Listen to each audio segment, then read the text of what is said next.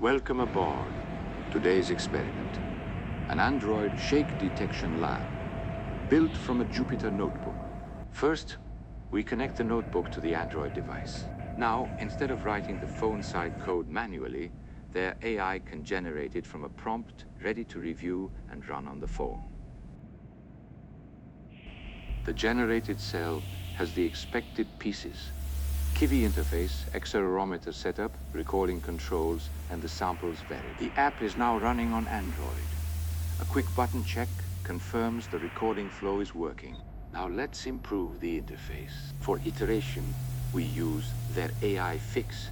It takes the previous generated cell and revises it with a new instruction. We want a new style with 3 acceleration axes combining into one total motion gauge.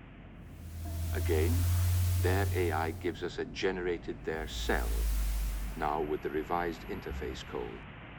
After a quick inspection, we run it on Android. The new interface works, but there is one extra label to clean up.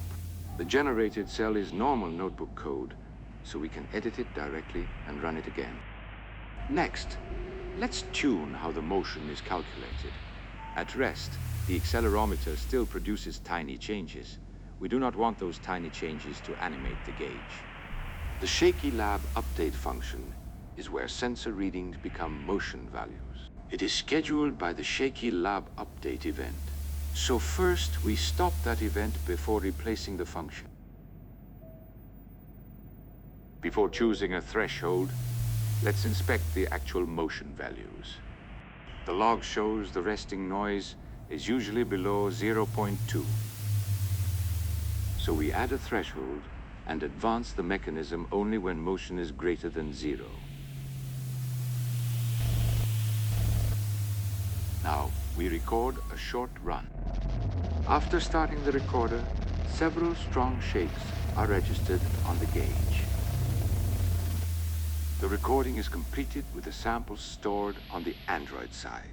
With their get, we copy the samples variable into the notebook. Each record has timestamp, acceleration, axis changes, and total motion. From here, the phone experiment becomes a normal notebook analysis. The records become a daytime print, timestamps become seconds from the start, and the motion history is plotted.